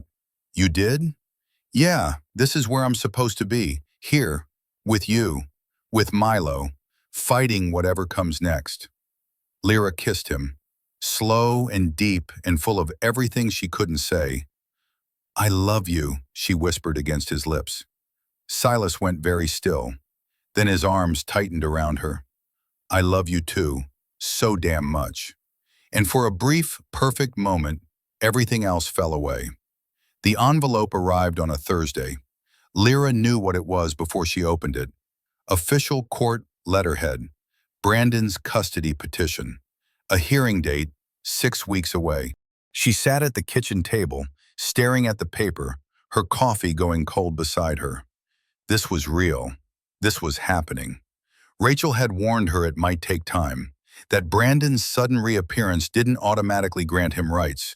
But he had money, a good lawyer, and, according to the paperwork, 2 years of documented sobriety and stable employment. On paper, he looked like a changed man. Lyra knew better. But would a judge? Her phone buzzed. Silas. On my way. Be there in 10. She'd texted him the moment the envelope arrived. He'd left work immediately. True to his word, his truck pulled up 9 minutes later. He walked in, still in uniform, and went straight to her. Show me. She handed him the papers, watched his expression darken as he read. This is bullshit, he muttered. Rachel says we have a strong case. I've been Milo's sole caregiver for 5 years. Brandon has no relationship with him, no history of support. So why do you look terrified? Because I am, she wanted to say. Because I know how these things go. Because the system doesn't always protect the people who deserve it. Because what if it's not enough, she said instead. Silas set the papers down and pulled her to her feet, wrapping her in his arms. Then we'll fight harder. We'll get character witnesses. We'll document everything. We'll make damn sure that judge sees what I see, that you're the best mother Milo could ever have. And if we lose, his grip tightened. We won't. But even he didn't sound entirely convinced. The storm outside matched the one in Silas's head. He sat in his truck outside Lyra's house, engine off, rain hammering the windshield. He'd told her he was running late. The truth was he'd been sitting here for 20 minutes, trying to figure out what the hell he was doing. The transfer paperwork was still in his glove box, unsigned, declined verbally, but not officially. He could still change his mind. Part of him wanted to. The part that remembered Portland, that carried the weight of failure like a stone in his chest. The part that whispered, "You're going to screw this up. You're going to let them down. You always do." But then he thought about Milo's face when he'd said, "Best friend." Lyra's whispered, "I love you." The way the house felt when he walked in, warm, lived in, like home. He'd never had that, never let himself want it. And now that he did, he was terrified of losing it. His phone buzzed.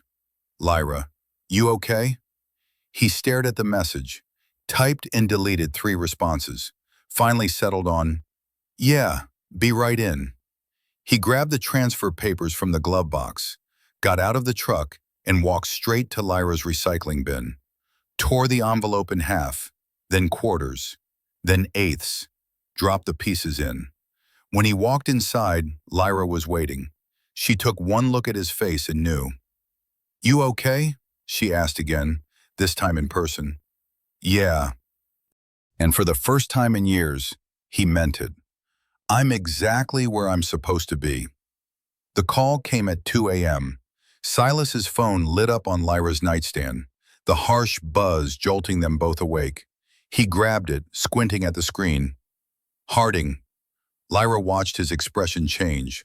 Alert, focused, already halfway out of bed. How bad? Understood. I'm on my way. He hung up and was pulling on his clothes before Lyra could ask. There's a warehouse fire on the east side. All hands. Okay, be safe. He kissed her quickly, hard. Always am. But as he left, Lyra felt a cold tendril of fear wrap around her chest. The fire made the news. Lyra watched from her living room, Milo asleep upstairs, as helicopters circled the massive blaze. The warehouse was fully involved, flames licking 100 feet into the sky. Firefighters swarmed like ants, pouring water into an inferno that didn't seem to care. The reporter's voice was grim. Officials say there may be people trapped inside. Crews are attempting a rescue, but conditions are extremely dangerous. Lyra's hands shook. He was in there. Silas was in there. Her phone buzzed. Not Silas, Jenna. He's okay. Pulled 2 people out, heading back in for a 3rd sweep. Heading back in. Of course he was, because that's what he did. He ran toward the fire. He saved people no matter the cost. And Lyra sat here, powerless, watching the man she loved risk everything for strangers. The hours crawled. Dawn broke gray and tired. Finally her phone rang. Lyra. Silas's voice was hoarse, exhausted. I'm okay. I'm coming home. She couldn't speak. The relief was too overwhelming. When he walked through her door 3 hours later, he looked like hell. Soot-stained, eyes red-rimmed, moving like every muscle hurt. I need a shower, he mumbled. Silas, please, just give me a minute. She let him go, heard the water running. When he finally emerged, clean but still haunted, she was waiting with coffee. They sat in silence for a long time. I was terrified, Lyra said finally. I know. The news said people were trapped, that it was too dangerous, and you went in anyway. That's my job. I know, and I respect that. But Silas, her voice broke, I can't do this. I can't sit here wondering if you're going to come home. I can't watch the news and see you running into buildings that are about to collapse. I can't explain to Milo why the man he thinks of as a father might not. Don't. His voice was sharp. Don't say it. Why not? It's true. Every time you leave, there's a chance you don't come back. That's always been true. You knew what I did when we started this. I know, and I thought I could handle it. But then Brandon showed up and the custody thing, and last night, tears streamed down her face. I need stability, Silas. Milo needs stability, and you can't give us that. Not when your job is literally running into danger. Silas stood, pacing. So what are you saying? I should quit? No, I'm saying I can't do this. I can't love someone whose job is dying. The words hung between them, brutal and final. Silas's expression shattered. You're ending this because I'm a firefighter. I'm ending this because I have to protect my son and myself. Bullshit. You're ending this because you're scared. Of course I'm scared. Last night I thought I might lose you, and I can't, she sobbed. I can't go through that again. So you're going to lose me now instead, preemptively? It's not the same. It's exactly the same. You're pushing me away because you're afraid, just like I was afraid to stay. But I chose you, Lyra. I chose this, and now you're telling me it's not enough. It's not about enough. It's about survival. Silas stared at her, chest heaving. Then he grabbed his jacket. Fine. You want me gone? I'm gone. Silas. No, you made your choice. I hope it keeps you safe. He walked out. The door slammed. And Lyra collapsed on the floor, shaking with sobs, knowing she just made the worst mistake of her life. 3 days without Silas felt like 3 years. Lyra went through the motions, drop Milo at preschool, work on client designs, cook dinner, read bedtime stories. But everything felt hollow, like she was moving through water. Milo asked about him constantly. When is Silas coming back? I don't know, baby. Did he go fight fires somewhere else? Something like that. But he said he'd stay forever. The words gutted her every time. She tried to explain, gently, carefully, that sometimes grown-ups had disagreements, that Silas was busy with work, that everything would be okay. But Milo wasn't stupid. He saw through the lies, and every night he fell asleep clutching Smokey, asking the bear when his friend was coming home. Lyra's own nights were worse. She lay awake staring at the ceiling, replaying their last conversation. The look on Silas's face when she'd told him to leave. The sound of the door slamming. She'd done the right thing. She'd protected herself and Milo. So why did it feel like she'd ripped her own heart out? The lavender on the windowsill was wilting. She'd forgotten to water it, just like she'd forgotten how to sleep, how to eat, how to do anything but replay that moment over and over. Her phone sat silent on the nightstand. No texts, no calls, nothing. She'd told him to go, and he'd listened. On the 4th day, Rachel called with an update on the custody case. Brandon's lawyer is pushing for mediation. They want to settle before court. What does that mean? It means he's willing to negotiate, probably realizes he doesn't have as strong a case as he thought. We can push back, go to court anyway, but mediation might be faster, less traumatic for Milo. Less traumatic, right, because nothing about this was traumatic. What are they offering? Supervised visitation, once a month. He wants to build a relationship slowly. Lyra closed her eyes. It was better than joint custody, better than the nightmare scenarios that had kept her up at night, but it still meant Brandon would be in their lives. Forever. I need to think about it. Take your time. We have a week before we have to respond. After hanging up, Lyra sat at the kitchen table, head in her hands. The house felt too quiet, too empty. She reached for her phone, typed out a message to Silas. I'm sorry. Can we talk? Stared at it for 10 minutes, deleted it. He'd made his position clear. He'd walked out, and she'd let him. Maybe this was just how it ended. 2 broken people who couldn't figure out how to fit their pieces together. Silas sat in the station's common room, staring at his coffee like it might have answers. It didn't. You look like hell, Cap. Miller dropped into the chair across from him. Rough shift? Something like that. Woman trouble? Silas's glare could have melted steel. Miller held up his hands. Okay, okay. None of my business. But it was written all over his face. The whole crew knew something was wrong. Silas had been snapping at everyone, taking every dangerous call, pushing himself harder than usual. Running, just like he always did. Harding. Chief Rourke appeared in the doorway. My office. Now. Silas followed, dread pooling in his stomach. The chief closed the door and gestured to a chair. Sit. I'm fine standing. That wasn't a request. Silas sat. Rourke leaned against his desk, arms crossed. You want to tell me what's going on? Nothing's going on. Bullshit. You've been reckless, taking unnecessary risks.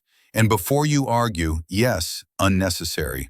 Last night you went into that warehouse for a 3rd sweep when we'd already confirmed it was clear.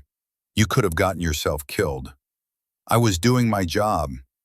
Your job is to save lives, not throw yours away because you're pissed off about something. Silas's jaw tightened. With all due respect, Chief, save it. Rourke sighed. Look, I've been doing this a long time. I know what it looks like when someone's running from their problems. And you, Harding, are sprinting. I'm not. The woman, the one on Maple Street, you called off the transfer because of her, didn't you? Silas said nothing. And now something's gone wrong, and you're back to your old patterns. Trying to prove something by being the hero. I'm not trying to prove anything. Then what are you trying to do? Because from where I'm sitting, you're throwing away the best thing that's happened to you in years. Silas stood abruptly. You don't know what you're talking about. Don't I? Rourke's voice was calm but firm. I've watched you for 4 years, kid. Watched you punish yourself for Portland. Watched you take every dangerous call like you're trying to make up for one mistake. And then a few weeks ago, I saw something change. You were lighter, happier, like you'd finally figured out that maybe you deserved a life outside these walls. Silas's hands curled into fists. She ended it. She said she couldn't handle what I do. And you believed her? What else was I supposed to think?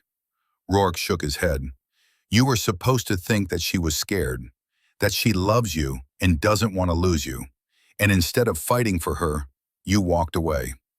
She told me to leave. So? Since when do you give up that easy? Rourke stood, walking around his desk.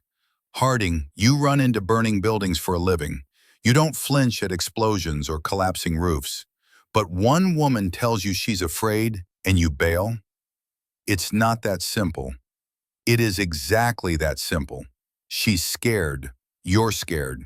And instead of facing it together, you're both running in opposite directions. Silas sank back into the chair, all the fight draining out of him. What if I can't give her what she needs? What if you can? What if all she needs is for you to show up and stay, even when it's hard? I don't know how to do that. Then learn. Because, kid, if you walk away from this, you're going to regret it for the rest of your life. And no amount of fires you put out is going to fill that hole. The words hit like a punch to the gut.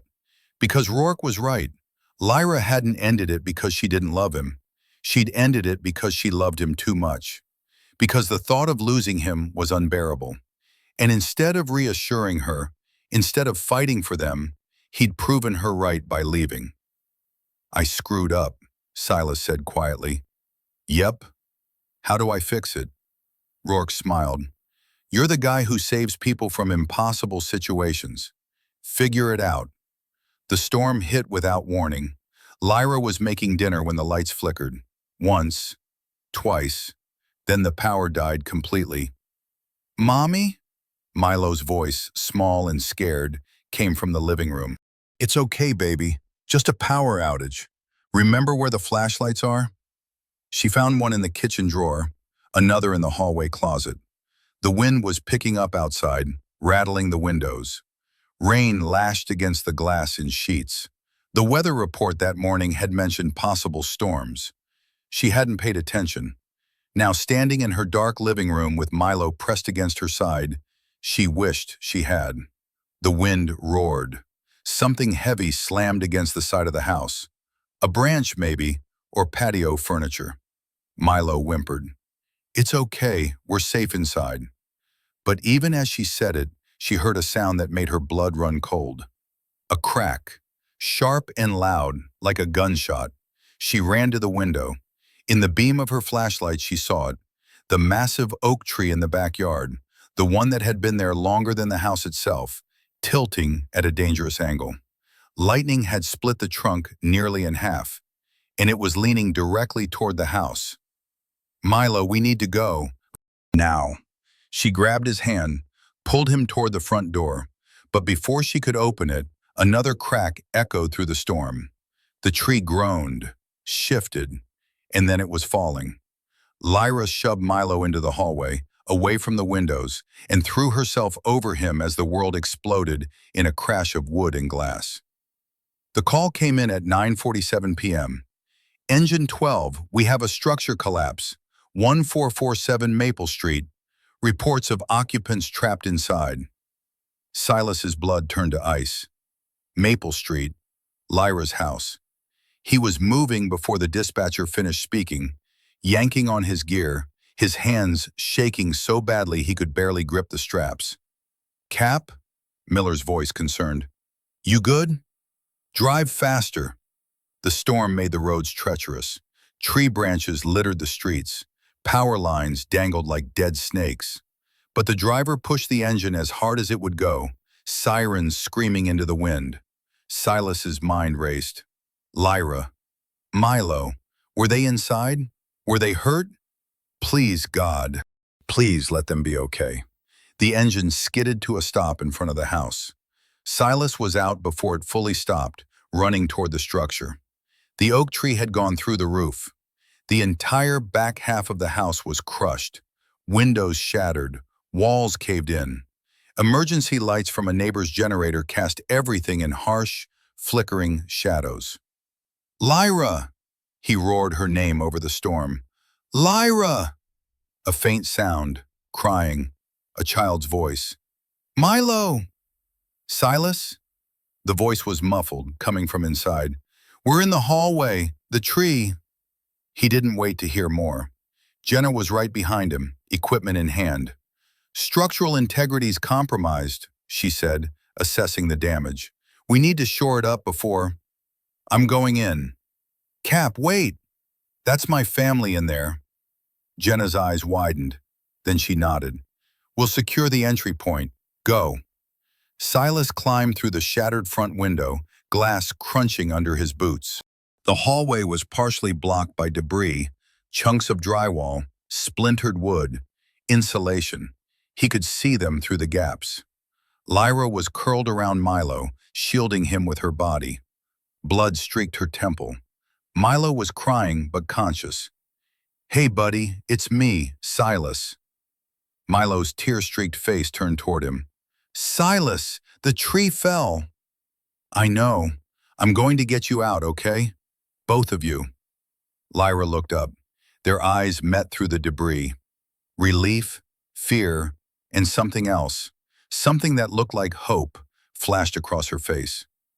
"You came," she whispered. "Of course I came. I'll always come." He started clearing debris, working quickly but carefully. Every movement sent dust in small pieces raining down. The house groaned ominously. "Harding, we've got maybe 10 minutes before the rest of that tree shifts." Jenna's voice from outside. "Copy that. Almost there." He pulled away a large section of drywall, creating a gap big enough to reach through. "Milo, I need you to come to me, okay? Can you do that?" Milo hesitated, clinging to Lyra. "It's okay, baby. Go with Silas." The boy crawled forward. Silas grabbed him, pulled him through, and passed him back to Miller, who was standing in the doorway. "Get him to the ambulance." Now it was just Lyra. Silas crawled deeper into the debris field, ignoring the way the floor creaked beneath him. Lyra was trapped under a support beam, her leg pinned. "I can't move it," she said, voice tight with pain. "I can." He positioned himself, braced his legs, and lifted. The beam shifted, just enough. "Go. Now." Lyra scrambled free, gasping. Silas let the beam drop and grabbed her hand, pulling her toward the exit. They were 5 feet from the window when the house gave a violent shudder. "Run!"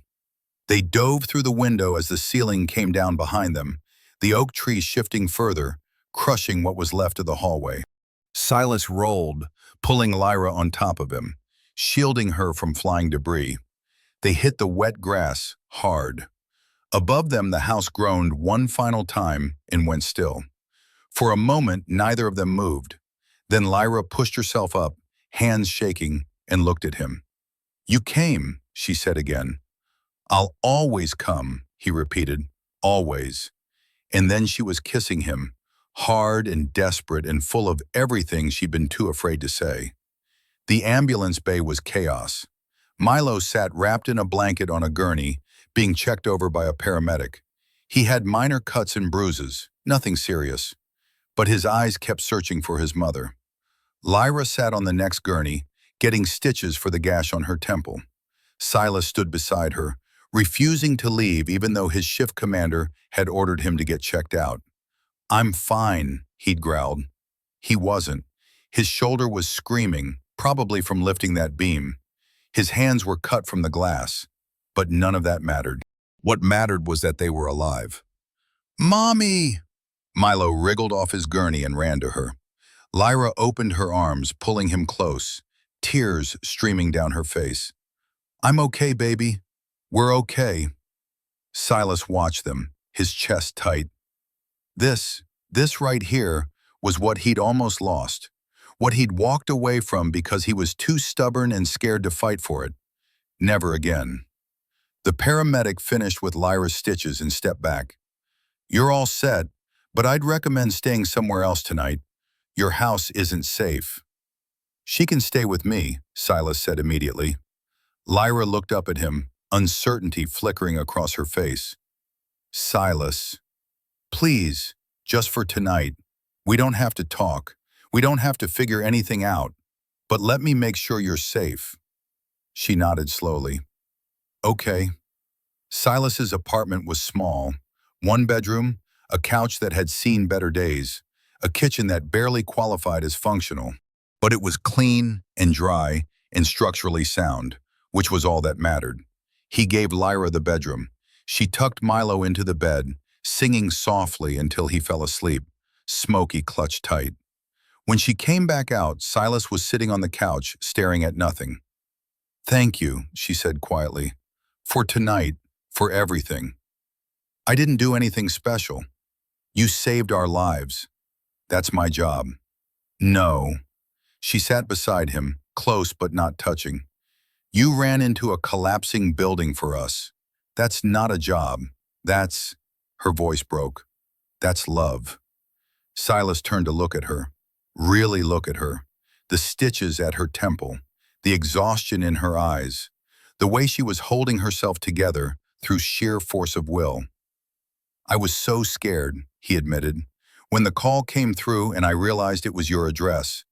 I've never been that scared in my life, not even in Portland. I'm sorry for pushing you away, for being so terrified that I couldn't see. You were right to be scared. My job is dangerous, and I can't promise I'll always come home."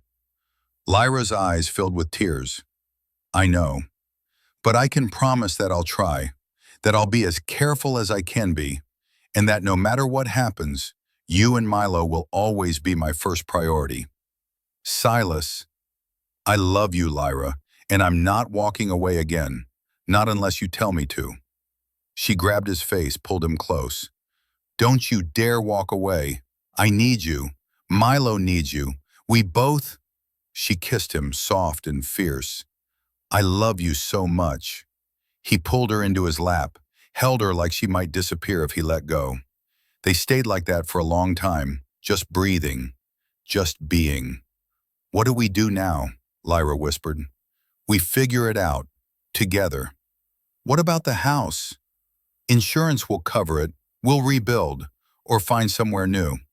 "What about Brandon?" Silas stiffened. "What about him?" "He's still pushing for custody. Rachel wants to mediate. Then we fight. I'll testify. I'll tell the court exactly what kind of mother you are, what kind of father he isn't." "You'd do that?" "Lyra." He tilted her face up, made her look at him. "I'd do anything for you, for Milo. You're my family now, and I protect my family." Fresh tears spilled down her cheeks. "We're your family?" "Yeah, if you'll have me." She kissed him again, and this time it tasted like promises and second chances and everything they'd almost lost. Morning came pale and quiet. Lyra woke tangled in Silas's arms on the couch, his heartbeat steady beneath her ear. Milo was still asleep in the bedroom, exhausted from the night before. For a moment, she just lay there, breathing in the smell of him, smoke and soap and safety. Last night, she'd almost lost everything. The house could be replaced. Furniture, belongings, all of it was just stuff. But Milo and Silas, those were irreplaceable. She'd been so focused on protecting herself from potential loss that she'd nearly destroyed the one thing that made her feel whole. Not again. Silas stirred beneath her, his hand coming up to stroke her hair. "You're awake." "Yeah. How do you feel?" "Like I got hit by a tree." He huffed a quiet laugh.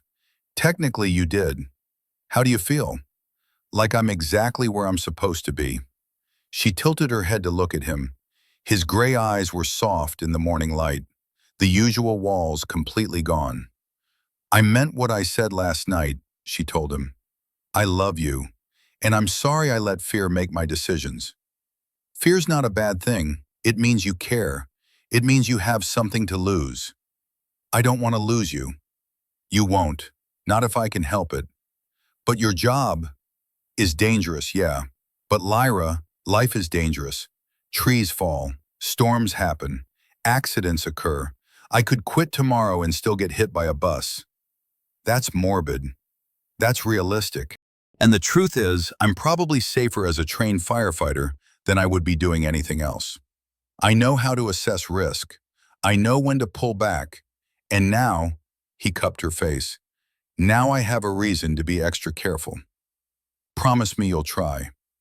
"I promise. And promise me you won't take unnecessary risks just to prove something." He winced. "Rourke talked to you?" "Rourke talked to you?" "Gave me a whole speech about not throwing my life away." Lyra smiled despite herself. "Smart man." "He is, and he's right. I've been running from this for 4 years. But I'm done running. I'm ready to stand still. With you." She kissed him, slow and sweet. "We're going to make this work." "Yeah, we are." From the bedroom came a sleepy voice. "Mommy? Where are we?" "Coming, baby." She stood, Silas's hand trailing after her.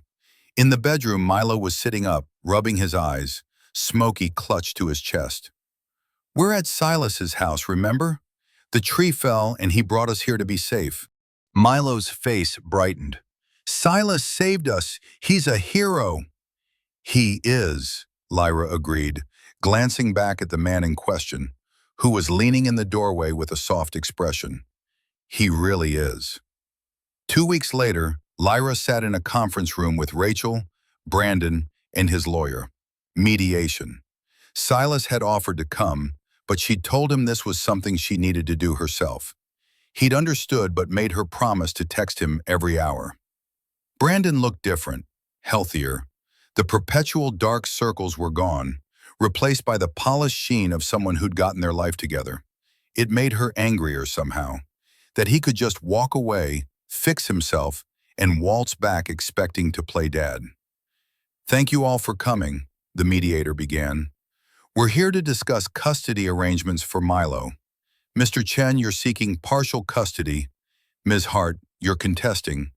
Let's start by—" "I want to say something," Brandon interrupted. His lawyer shot him a look, but he ignored it. "Lyra, I know I don't deserve to be here. I know I have no right to ask for anything after what I did. But I'm sober now. I have a stable job, a therapist, a sponsor. I'm not the same person who walked out 5 years ago." "Good for you," Lyra said flatly. "I'm not asking for joint custody. I'm not asking to upend Milo's life. I just want a chance to be his father, even if it's just a few hours a month." "You were his father. You chose not to be." "I know, and I'll spend the rest of my life regretting that. But Lyra, he deserves to know where he comes from. He deserves to decide for himself, someday, whether he wants me in his life." Lyra's hands clenched. "He's 4. He can't make that decision. But you can. And I'm asking, begging for you to give me a chance. Supervised visits, once a month, that's all." The mediator looked at Lyra. "Ms. Hart, your thoughts?" She wanted to say no, wanted to tell him to go to hell, to leave them alone, to stay out of their lives forever.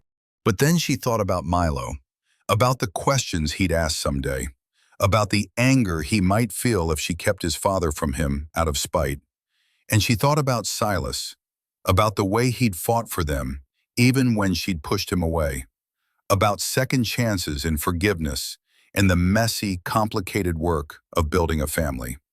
Supervised visits, she said finally, once a month, at a neutral location, with a social worker present, and if you miss a single one, if you show up late or drunk or anything less than completely committed, we're done. No second chances after that. Brandon's eyes welled up. Thank you. I won't let you down. You already did. Don't do it again. When she walked out of the building, Silas was waiting by his truck, leaning against the hood with 2 coffees. How'd it go? Supervised visits, once a month. He handed her a coffee. How do you feel about that? Honestly, I don't know, but it felt like the right thing to do. Then it probably was. He pulled her close, kissed the top of her head. You're a good mother, Lyra. Milo's lucky to have you. We're both lucky to have you. Damn right you are. She laughed, and it felt good, felt normal. They drove back to Silas's apartment, her temporary home while the house was being rebuilt. Milo was with her sister for the afternoon, giving them a few hours alone. I've been thinking, Silas said as they climbed the stairs, about the house. What about it? Once it's rebuilt, I'd like to help you move back in. You've already helped so much. I mean, I'd like to move in, with you, if you'll have me. Lyra stopped walking, turned to face him. You want to live with us? Yeah, I know it's fast, and we can wait if you're not ready, but Lyra, I don't want to spend another night without you. I want to wake up to you and Milo. I want to fix leaky faucets and paint planets and argue about whose turn it is to do the dishes. You want the boring stuff. I want all of it. The boring, the scary, the messy. I want a life with you. Tears pricked her eyes. Are you sure? I've never been more sure of anything. She kissed him hard and fierce. Yes, move in with us. Be part of our family. Stay. Always, he murmured against her lips. I'm staying always. 6 months later, the house was finished. New roof, new walls, fresh paint. The oak tree had been removed, and in its place, Silas had planted a young maple. Strong enough to grow, small enough to be safe. Moving day was chaos. Boxes everywhere, Milo helping by unpacking his toys in the middle of every room. Smokey perched on the mantel like a tiny supervisor. Silas carried in the last box and set it down with a grunt. That's it. We're officially moved in. Lyra looked around the living room. It looked different than before, brighter somehow, more open, less like a place she was barely holding together, and more like a home. It's perfect, she said. It's chaos. Same thing. He laughed and pulled her close. They'd been living together at his apartment for months, but this felt different. This was their house, their fresh start. Mommy! Silas! Come see my room! They followed Milo upstairs to his freshly painted space, spaceship blue with a planetary mural that Silas had spent weeks perfecting. Milo was jumping on his bed, grinning from ear to ear. It's the best room ever. Glad you approve, buddy. That night, after Milo was asleep, Lyra and Silas sat on the back porch with glasses of wine. The garden was still a work in progress, but the lavender had been replanted and was thriving. I have something for you, Silas said. He pulled a small box from his pocket. Lyra's heart stopped. Silas. It's not, it is, but... He opened the box. Inside was a simple silver ring with a small stone. It's a promise ring. I know we've only been together for less than a year, and I know we're still figuring things out, but I wanted you to know that I'm in this. Completely. And someday, when the time is right, I'm going to ask you to marry me. For real. Lyra's eyes filled with tears. You already know I'll say yes. I know, but I want to do it right. I want to make sure Milo's comfortable with it. I want to prove to you that I'm not going anywhere. She held out her hand. He slid the ring on her finger. I love you, she whispered. I love you too, both of you, my family. They kissed under the stars, the new house glowing warm behind them, full of boxes and possibilities and hope. Spring came soft and green. Lyra stood in the backyard, watching Silas teach Milo to ride a bike.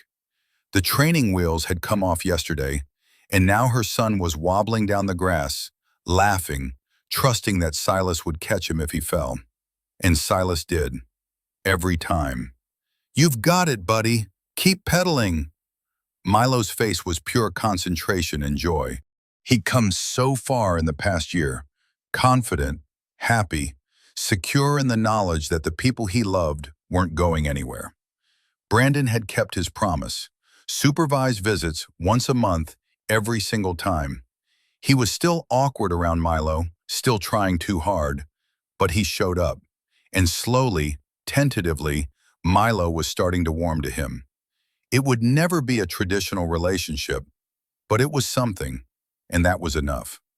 Lyra's phone buzzed, a text from her sister. "Did you tell him yet?" She smiled and typed back, "Tonight." The test was hidden in her nightstand drawer. 3 pink lines. Positive.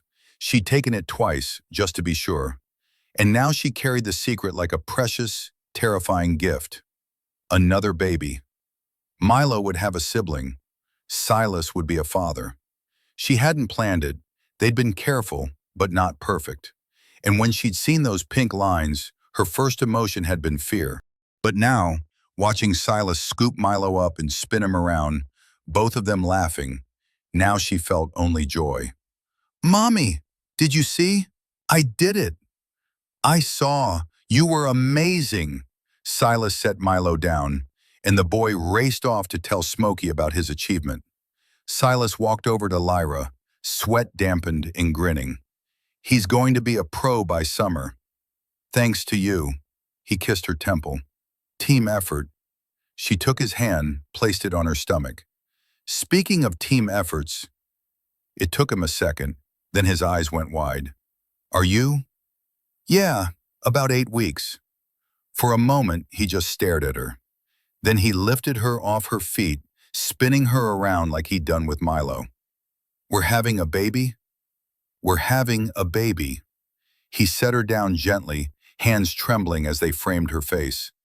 "I'm going to be a dad. The best dad. I don't know how to." "You already know how. You've been doing it for months. This is just making it official." Tears shone in his eyes. "I love you so much." "I love you too." Milo came running back, oblivious to the moment he'd interrupted. "Can we have ice cream now? Please?" Silas laughed and scooped him up. "Yeah, buddy, we're celebrating. Ice cream for everyone." That night, after Milo was asleep and the dishes were done, Lyra and Silas sat on the back porch. The maple tree rustled gently in the breeze, its leaves catching the moonlight. "I keep thinking about that night," Silas said quietly, "when the tree fell. How close we came to losing everything. But we didn't." "No, we didn't." He pulled her close. "And now we're here, building a life, starting a family. Scared? Terrified. Me too. But also," he looked at her, those storm-gray eyes full of warmth and certainty, "also the happiest I've ever been." She leaned her head on his shoulder, one hand resting on her stomach where their future was growing. Inside the house, Smokey sat on the mantel, keeping watch. The lavender bloomed on the windowsill. The bikes were scattered on the lawn. Evidence of a life lived, a family built, a love that had survived fire and storms and fear. And looking at it all, Lyra knew this was home. This was where she was meant to be, with Silas, with Milo, with the tiny life they'd created together. This was their happy ending and their beautiful beginning.